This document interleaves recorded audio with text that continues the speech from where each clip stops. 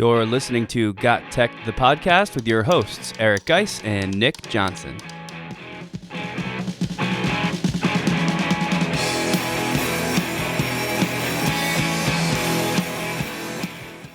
Welcome back to GotTechED the Podcast. This is episode 156 called How to Start an Educational Podcast, Part 2. In this episode, we'll talk about how to go about starting a podcast for you and or your students with a focus this time on the hardware and software you need to get started. In addition, we'll discuss publishing options and some things to think about when considering your choices. This is another episode you don't want to miss. Check it out.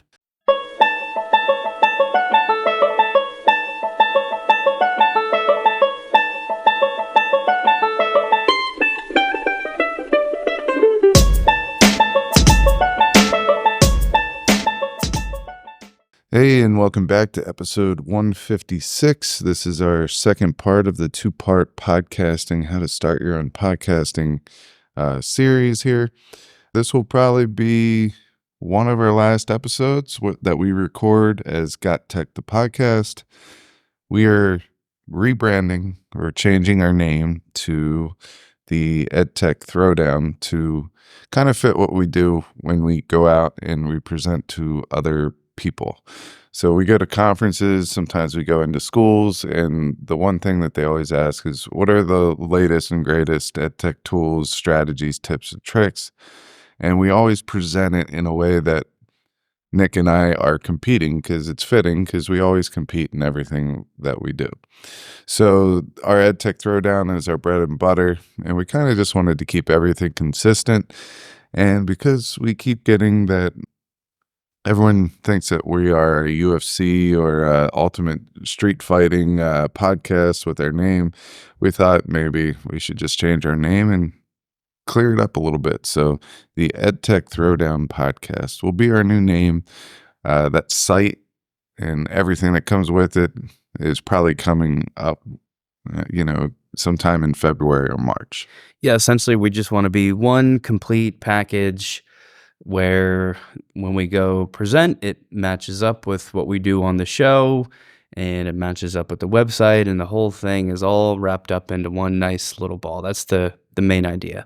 So what are you really going to notice? You're going to notice a change in name. We're going to reorganize our segments a little bit. You're going to get the same great information and things like that. We're just going to try to put a fun spin on it and try a couple new things here when we start the new launch. So we don't expect any interruptions within the every other week schedule. We'll still be throwing out a podcast episode every other Monday, and it should be a lot of fun. Yes, I'm excited about that. If you've never seen us present the EdTech Throwdown before, make sure to check it out. At least if you're on the East Coast, preferably the greater New York, New Jersey, Pennsylvania, Connecticut area. What I'm talking about is the NJECC conference, where Geis and I will do that exact flagship throwdown presentation. And if you haven't figured it out by now, that's our favorite one to do. It's the most popular one that we do. And it's going to be exciting as always. I think we're doing 2 of them this year, if I recall correctly. Yeah, that's correct. We have our regular EdTech Throwdown, where we'll bring you a lot of the tools that you've never heard of. That's what we try to do. There'll be a couple in there that you've heard of before, but we always change them up, and we're always looking for the next thing that would excite teachers. So we have a regular one just with the EdTech in general, and then we also have one that is AI specific. Yeah, in other words, we may bring up Canva as one of our tools, but just so we don't look like dummies, we'll make sure that everybody in the audience knows that we know. Of course, most people in the audience know Canva. So when we bring up Canva, we're probably also bringing up maybe some new aspect of Canva that you did not know about, just to try and keep it fresh, keep it relevant, because that's what we want to do, especially at this conference, because it is literally a conference of people like us. And, that's maybe the toughest audience, but if we can make them happy and show them some new things, then that's sort of the benchmark we're trying to hit. And I'm excited about it as always. This podcast is a proud member of the Teach Better Podcast Network. Better today, better tomorrow, and the podcast to get you there. You can find out more at teachbetter.com/podcast. Now let's get back to the episode. And I believe that wraps it up for our updates. We can get straight into the meat of this episode, which of course is a two-parter. Episode 155 was the beginning of this whole thing, where we looked at how to start a podcast, either for yourself or for your students. This came about, of course, because we've been helping other schools and other teachers a lot, especially this academic year, with doing this exact thing. Oftentimes, those schools and teachers are trying to replicate what we've been doing, which is an entire course for credit. This is high school, but the one, we've recently just helped implement this in a middle school. We're talking about a podcasting class where students take the course and learn how to podcast. So the things that we're bringing you today can be applied in both of those scenarios, and we're going to try to address that. So if you're a teacher listening to this, to learn how to do your own podcast, that's great. If you're listening to this because you want your students to do a podcast, either for a project or an entire course, this can be helpful for that too. We're just trying to meet all of those needs without overwhelming. And the good news is that, as it turns out, the process is not a whole lot different depending on what you're doing, especially in this one, because we're focusing here on hardware like microphones. How do you go about doing this? What do you have to buy? Do you have to buy anything at all? And what are our recommendations for all of these things that's eventually going to get into recording and editing and publishing and all of that stuff as well? So that's what you can expect here. Yeah. So what we'll do is we'll go through all these products, these tools, and we'll try to give you different price points for each one. We always try to stay on the free level or have that as an option. And then we'll go through some low cost and, some of the more expensive versions of everything. So I guess without any further ado, we should just go in, and we're going to talk about microphones first. So Nick and I, we started using our earbuds in our phone. All right. So that is an option. You can speak directly into your Chromebooks or your phones using an audio recording app, which we'll talk about later. That will get you an audio file. It won't be the best quality, but it will get you there. But if you want to stick to under $75, you could come in at the $12 to $15 point and just get a pair of earbuds with a microphone on it. And that's going to be passable, usable audio. We did that for a while. All right. So that is something that you can kind of work towards. And then I would start there. See if your kids or you actually like podcasting. I will tell you, as an established podcaster, Nick and I got very lucky. A lot of our tech, at least my personal home technology and microphone, came from a guy who bought all this expensive stuff, probably spent about $2,000 to $3,000 on it, tried podcasting, hated it or didn't have time for it, and then I got to buy everything for $500. So I'm sitting there with a pretty nice setup now at home, basically because someone else, tried it, hated it, spent way too much money on it. I would make sure that this is something that you want to do and start simple. If you're a solo podcast, there's no reason why you can't start with earbuds with a microphone and record on your phone. I will tell you that Brian Carpenter, Fresh Air at 5, he does this all the time. He records through his phone all the time, and it's awesome. I listen to it every time he publishes an episode, and I listen to all his Twitter posts. So you can easily do this with a very simple setup. I think he has Bluetooth earbuds, but I'm not 100% sure. I'm sure Brian will let us know. But I'm just saying, it's a very easy setup, and it sounds great. And it's very informative and awesome. So if you haven't checked out Fresh Air at 5, he introduces you to a whole bunch of different podcasts, and he does it on his walk at 5 in the morning. Yeah, it's a cool concept. And that kind of goes along with what I wanted to point out here. If you're worried about sound quality right off the bat, I wouldn't worry about it so much. Will it be very nice if you have an expensive mic where your voice sounds super crisp? Yeah, that's great. And that does make your show more listenable. But way more important is that you're bringing people something in terms of the content and the information that is interesting, that they want to hear. People will deal with the slightly off sound of your built-in let's say that like you just said, the microphone that's built into your earbuds, they'll deal with that way more than they'll deal with a boring show, right? That doesn't really matter as much. So great advice there to start with what you've got. That air quotes free version, and we know it's not really free because this does imply that you have things like a phone or earbuds or Chromebooks maybe for your students, and all those things of course cost money, hence the air quotes free. But those things are more than likely essentially free because more than likely if you're listening to this, you've already got those, or your students may already have those. So that's why we're considering it that way. But you want to start there and just make sure you've got a good concept, right? And if you're still at that stage, then don't skip our prior part 1 of this, episode 155.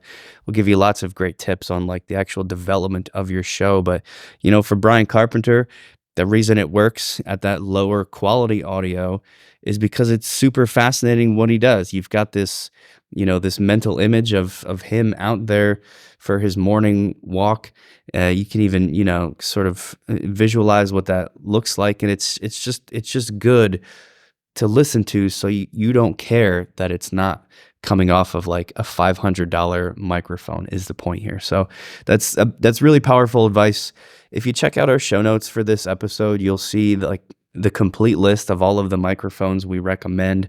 My personal favorites are the Audio-Technica mics. I know you already mentioned those guys, but I think they're great. They're easy to use.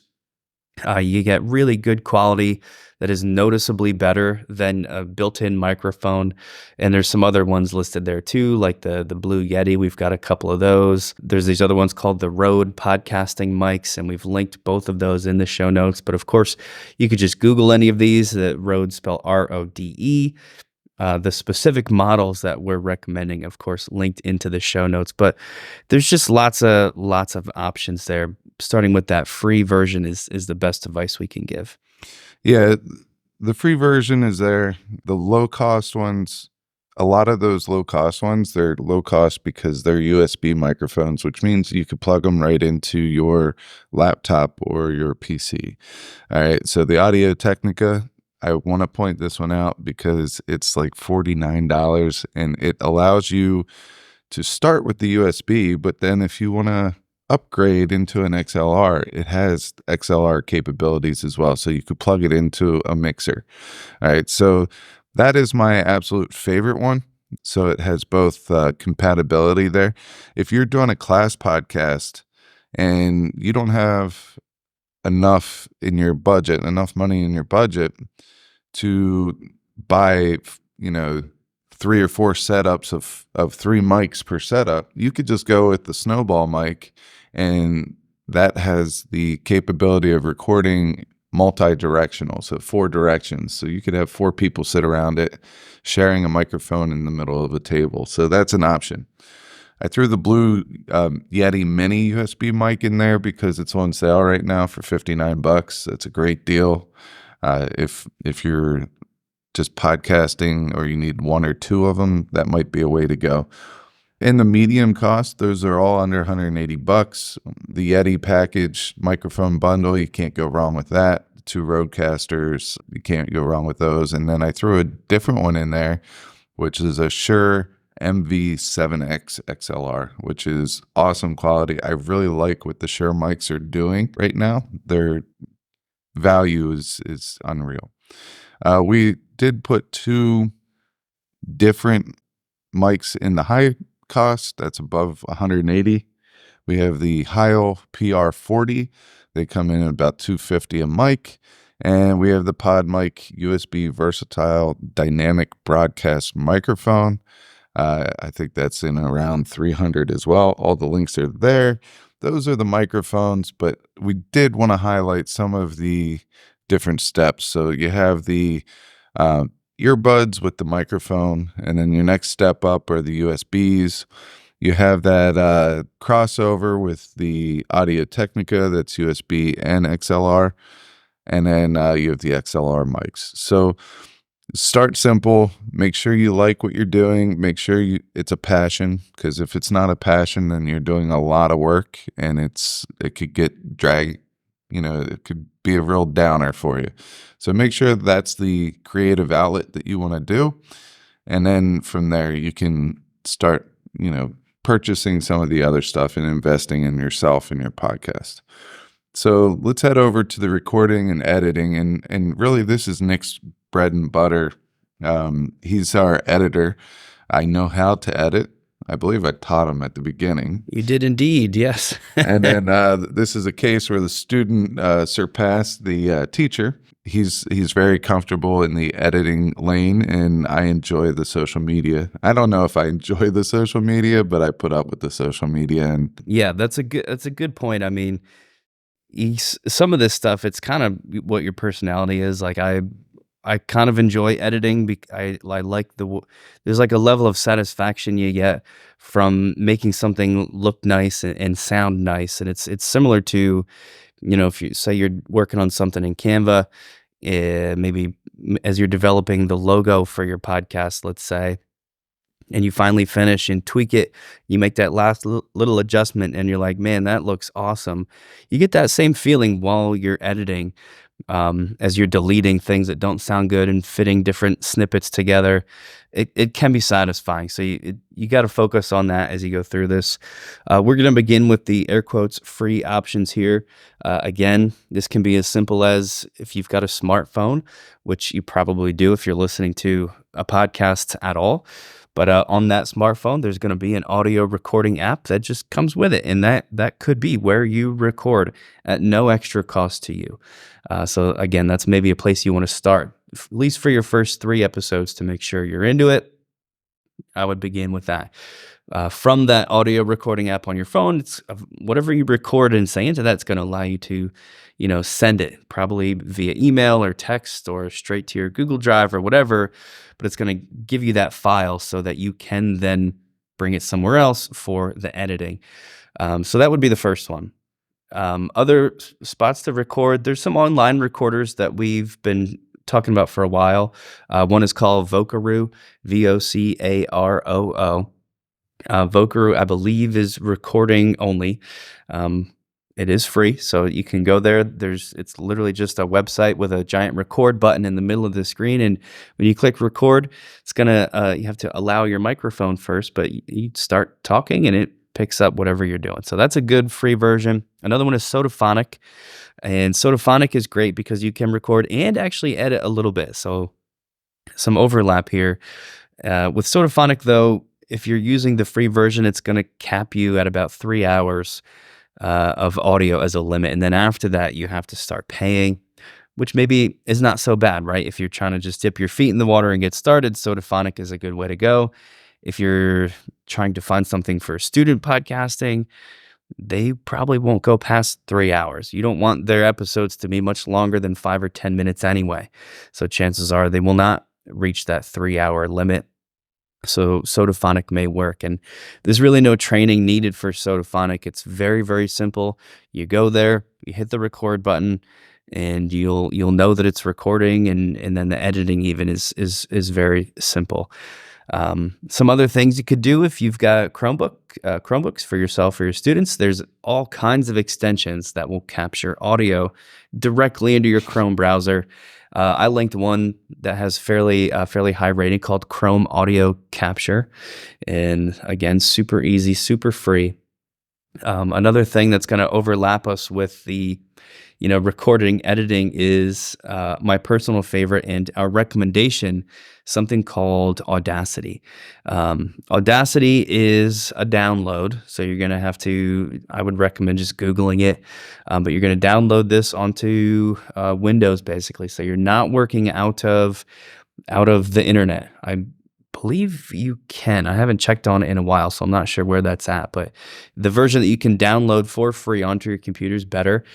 The reason we like Audacity is because it gives you essentially like a professional feel to editing, but without any cost. We didn't even really list any of the expensive audio editors here because they generally take lots of training and education and hours on YouTube to figure out.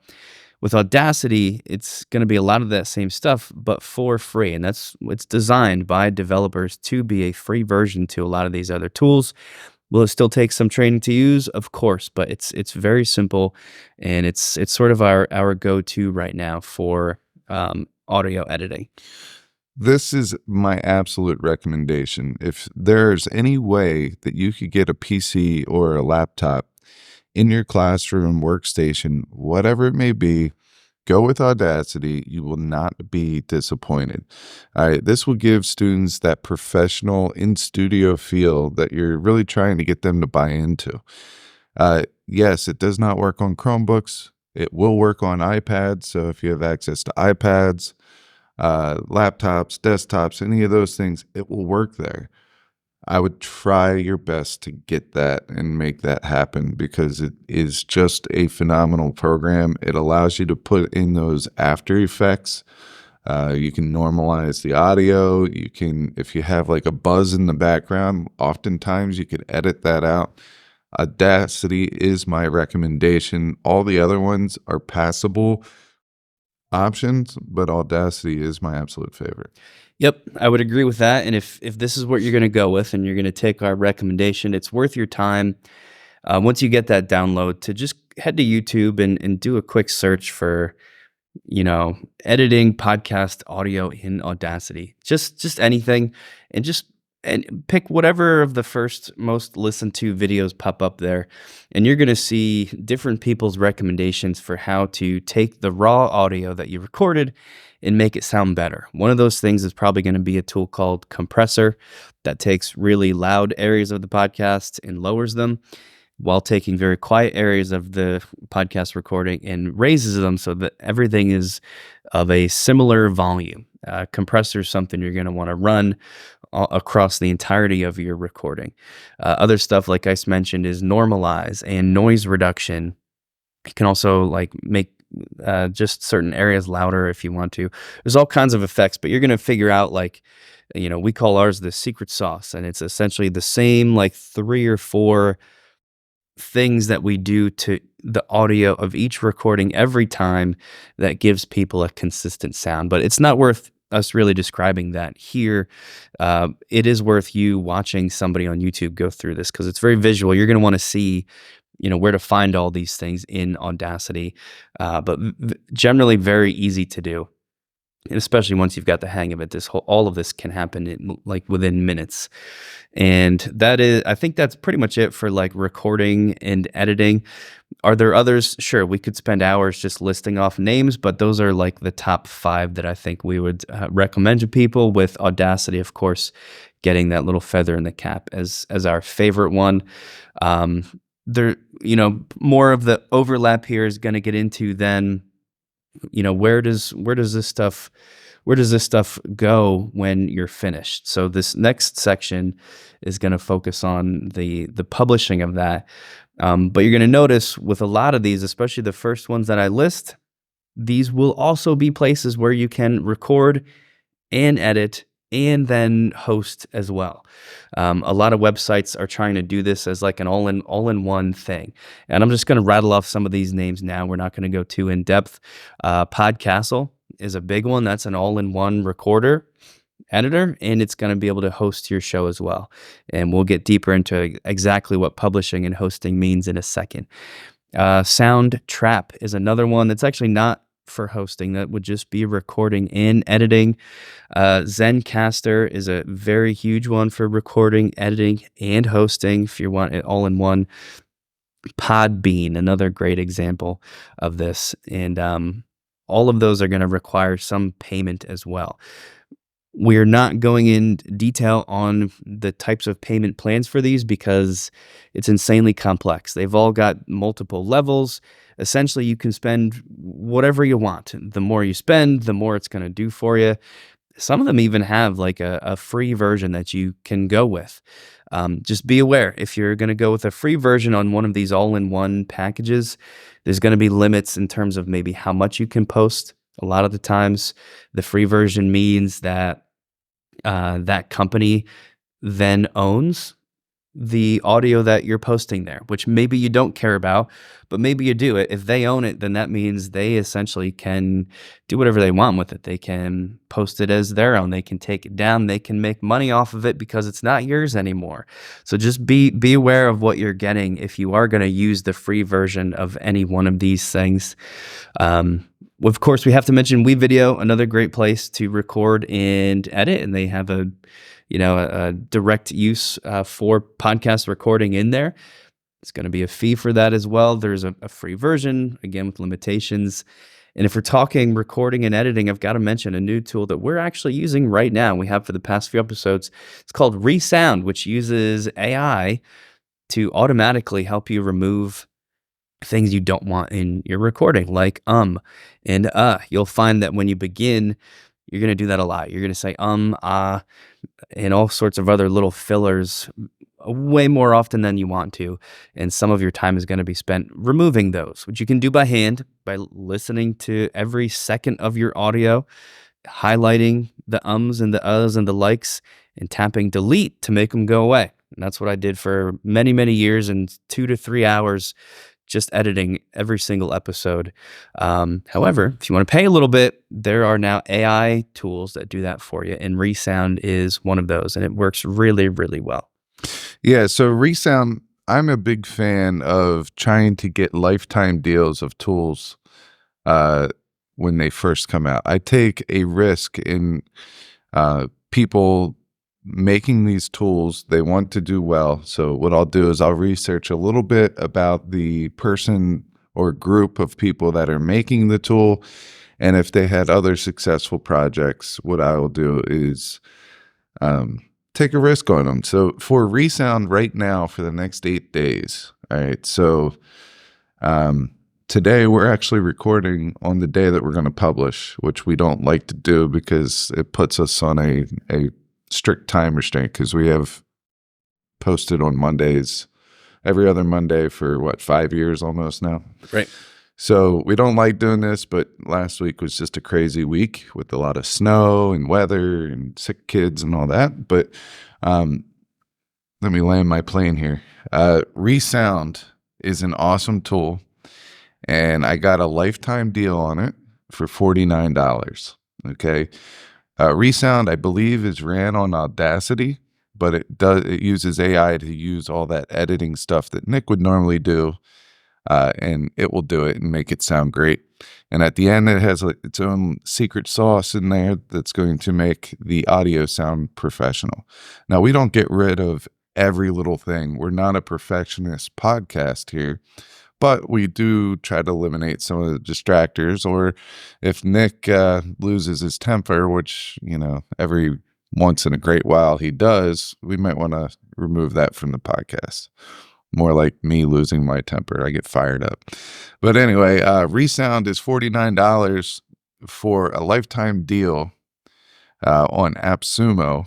And I put that link in the podcast show notes because I think it's a very valuable tool. It really allows us to sound better and work less hard. So work smarter, I guess. Yeah. But out of all these, the free and the not free versions, still number one is Audacity for me. If your school has WeVideo and is paying for WeVideo and you can't get a iPad or a desktop or a laptop, I would definitely recommend just using WeVideo because the kids know how to use it. All the other stuff could be stuff that maybe down the line, as you get more established and more serious about it, then you could start maybe doing trying some of these other tools. But if WeVideo and Audacity work for you, just stay with WeVideo and Audacity. We love to give our students a couple options. Yeah, it's worth mentioning too that if you're sitting with a laptop computer in front of you when you record, which you probably are, you can record directly into Audacity as well. So if you can imagine plugging in, say, your Audio-Technica microphone and its USB cable straight into your computer, that can be recorded directly into Audacity. So as you're speaking, that audio is going into that computer and Audacity is capturing it. That's going to save you the extra step of maybe if you're recording on your phone or in Sodaphonic. You then have to download and email the MP3 to yourself so that you can import it into Audacity. Maybe saves you a step to record straight into Audacity as well. So Audacity can be the free one-stop shop of recording and editing if you want it to be, and I think that's worth mentioning. Yeah, and also in this section, we want to mention some of these video audio capturing services. A lot of us have used these for teaching virtually through the pandemic times. I'm talking about Zoom. I'm talking about Google Meet. Oftentimes you could record those and then rip the audio from the video if you want to do that, or you could publish it as a video podcast. You could do that as well. So yeah, there is Google Meet. Yes, there is Zoom. I'm going to probably mention the most popular one, which is StreamYard. StreamYard is big there. There are others that they use out there, but StreamYard's usually the main one. It does have a freemium version where it has the StreamYard stamp in the bottom right corner, and I think you're limited to a certain amount of time. But the one that I found on AppSumo for a lifetime deal, I'm very happy with. That's called Melon App, and every once in a while it will come back for a lifetime deal on AppSumo. I know it did during Black Friday sales. It came back for 3 days, so you might be able to get something like that or take a chance on one of those. But Melon App is very similar to StreamYard. I just can't. I really enjoy it because a lot of people are paying a certain price, say $25 a month, for some of these services, and I've spent $99 for a lifetime deal. So after 4 months, it's really a free tool for me right now. And I just think it's an amazing tool. So there are some video audio options out there. All right. So that brings us to kind of the last two components, and that is publishing and social media, which of course is how you get the word out there about your show. With publishing, there's kind of two approaches to take. One approach is you have your edited audio, and this can be as simple as you drop the MP3 file into maybe your Google Drive, and then you have a free Google site with just a link that people can click. And when they click that link, they are just listening to the file that is in your drive. You can replicate a similar process in something like Canva sites, really any free website you want to start. Just with Google sites and Canva being the easiest ones, you could just put links to your audio on those things. And that works if you're not interested in, I don't want to use the word real, right? But if you're not interested in like making a podcast that people listen to on a podcast player like Spotify, if you don't really care about that and you really don't want to pay any money, then that's a route you can go. You're not going to get many listeners unless you do a heck of a job sort of publicizing this on social media and constantly letting people know how to get there, because most people are not listening to podcasts in this way. But it is an option, and it would be publicly available if you wanted to do that. Geis is going to come in here with some more info, but the second option is the air quotes real podcast, where you have something called an RSS feed. And that is what allows you to have your podcast automatically populate to podcast players like Spotify, Apple, and the list goes on. So you've got to think about which of those two versions you want to do here.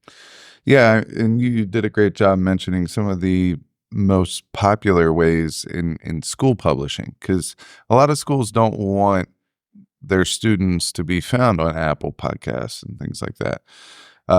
Here at Hopewell, we do want our students to experience the real world taste of publishing, and I think it helps with the buy-in.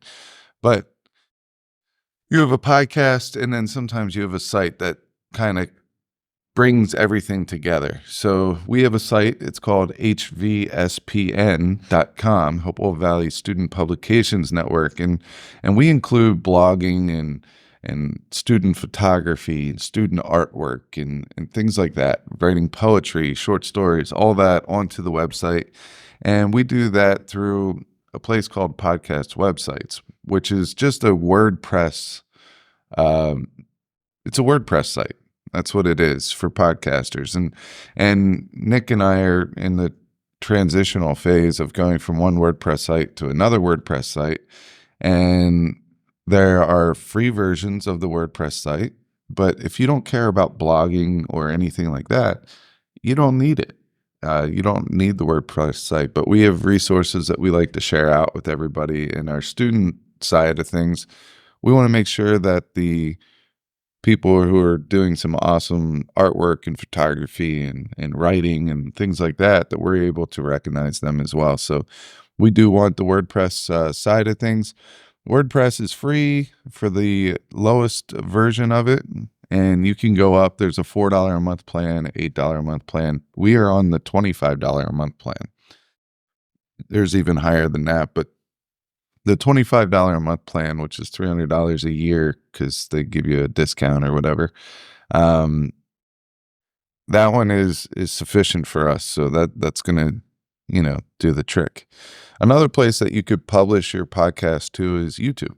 If you have an RSS feed, you can simply copy and paste it into YouTube Podcasts, and it will automatically upload your podcasts to YouTube as you publish them through one of these other sites. But right now I'm going to mention my favorite. So there are a lot of hosting sites, such as Podbean, Libsyn, Anchor, all those. But the one that I like the most is Captivate.fm. Captivate.fm is the podcasting platform that I would recommend because it's going to give you more bang for your buck. You're paying $17 a month. And I know this sounds like a lot, but it manages all the pushing out to all the different players. And they pretty much, if you have a podcast player out there, they pretty much deliver to that service.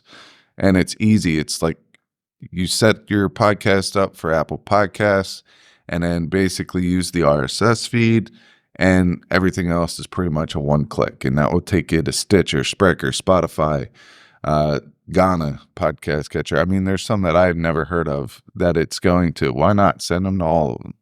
All right. So Captivate does that for $17 a month. You could have unlimited podcasts. So if you have 25 student podcasts, different ones at your school, for $17 a month, you can push that out to all the different podcast players. And it also gives you, each podcast has its own website. So every time you publish, it will go to that website. It will publish there. It will kick it out to all the podcast players. You have an RSS feed, so you put it in YouTube and all those things. So my recommendation out of all these is definitely going to be Captivate if you're going to publish it out to the world. The statistics behind it are our students now live for likes and comments and smashing that thumbs up and all that good stuff. Captivate gives you so many statistics. There are people that listen to your podcast all over the world. It's going to show you a map of the world, and it's going to color coordinate how many listens you have in different countries and things like that. The statistics are phenomenal. It's really a life skill that you're teaching these kids. And for $17 a month, I think it's very affordable. Let's close it out, and we'll do a little bit on social media in a second, or Geis primarily will. But let's wrap up all this. I'm going to give you if I was going to start my own podcast today, here's how I would do it. And you can take it or leave it, and you can judge me however you see fit. I'll judge. You actually know a little bit more than me in terms of how all this should go. But what I would do is I would buy a microphone that I could plug directly into my computer with a USB cable, probably one of the Audio Technicas because it's cheap and I like how it sounds. Let's say I get it for $50 on Amazon, one-time fee. I've got it forever. I'm going to download Audacity for free to do the recording for me and the editing for me, happening all right there in Audacity. And I am going to pay for the monthly Captivate so that I can get my RSS feed through them, and they do all of the pushing out to all of the podcasting apps, as well as all of that data, because if, that's probably why you're making the podcast. You want to share something with people. And the way people get it is by, it being in all of these places so that, others can find it and listen to it. So that's what I would do if I was going to make my own personal podcast right now. Do you agree? Disagree? What would you change? I agree if you're going to have guests. If you're not planning on having guests and you're doing a solo show, Right. I would do the Brian Carpenter model. I love this model. I would go with my iPhone, some type of recording app, and, earbuds with a microphone, because it allows you to podcast anywhere at any time about anything. And that's perfect for me. So if I like, doing yard work or something like that, and I want to record a podcast while doing yard work, I can do it because it's a hand-free process. You hit record and you just start talking. So it gives you a lot of flexibility. As far as the other stuff, I would use the Audio Technica if there's a possibility for guests or someone else joining you, a co-host or something like that. I would definitely use that because it has that XLR feature as well. And so there's a lot of flexibility there. Sounds great. Audacity is my tool. Captivate.fm is my choice there. So I agree with everything there. Just whatever you need to kind of use what's going to be best for you. And I strongly suggest that you start very, very simple.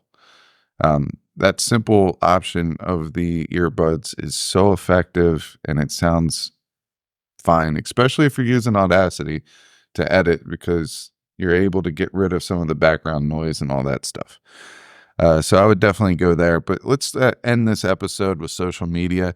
I'm going to just say the most common and upcoming social media platforms. You have Facebook, Twitter, Instagram, TikTok, Mastodon is up and coming, Threads is up and coming, Blue Sky is up and coming. Nick, you probably haven't even heard of most of those.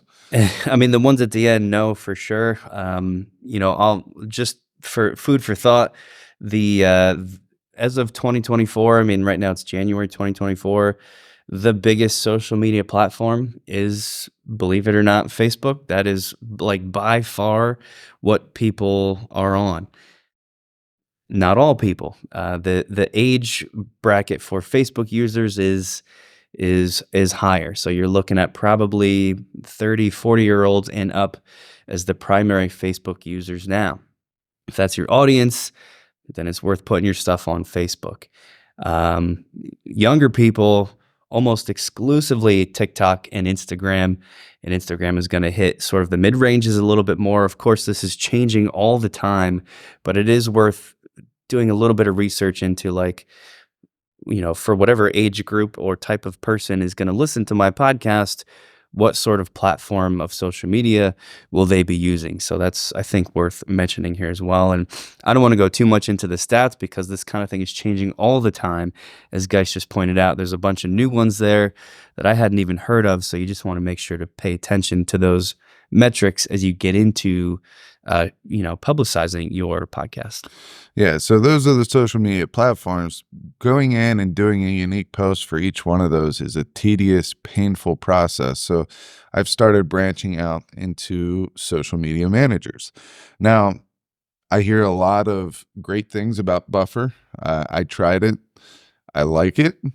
I'm just not willing to spend money on this part of my journey. So Buffer is a paid service, monthly charge. I'm trying to get us away from these reoccurring fees every month.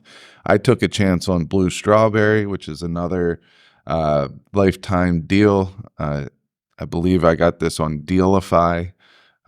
There are several different lifetime deal websites. So I shop around all of them. I believe that one was on Dealify. I believe it may or may not be on AppSumo, or it was, and now it's off of there. But Blue Strawberry is pretty good. We used to use RecurPost, the free version. And then there are some other ones that are coming out or have been a little bit more recent than Buffer, such as Social Bee and Hootsuite. But really, these are all paid services. There might be a free version where it allows you to hook up with one social media account. If you're hooking up to one social media account, I don't really see how it's that beneficial than just going straight to the Twitter or Instagram or whatever, other than the fact you get to schedule when it goes out. And so if you wanted to do a whole bunch of posts throughout the year and you want to schedule them all at the same time, you could do that in these managers. So that's there. And the last piece is email marketing. Oftentimes, podcasters try to get people to subscribe to their newsletters, or maybe they offer a free ebook. Getting people's emails allows you to push out content, whenever you want. So if they're on your newsletter and you say, I'm going to send this twice a month, and then every time I release a podcast episode, you'll get a newsletter that, kind of goes more in depth and shares resources about whatever topic it is. So you can do that. Other than that, that's going to, I guess we can, put some of these email marketing things in, such as MailerLite, MailChimp, ConvertKit, but there's going to be a cost to those as well. And you could go check some of those out. It just allows you to automate different things, such as, if someone subscribes to your newsletter, 2 days later, it sends up a follow-up email with, the last newsletter. And then every month you can send all those people on your email list another newsletter. So that's pretty much going to wrap up this episode. This has been a lot of fun because a lot of these tools we've tried in the past, and really at the end of the day, you need to figure out what you're comfortable with, what works for you, your workflow, and just stick what is comfortable to you. All right, just go with that. But at the end of the day, hit record, edit very minimally your podcast. It's supposed to be informal, and get it out to the world because you have value, and what you have to say is valuable to people, whether a lot of people, it could be a little amount of people, but in our world, in the teacher space, if you can reach and connect with one person, then making that podcast is worth it.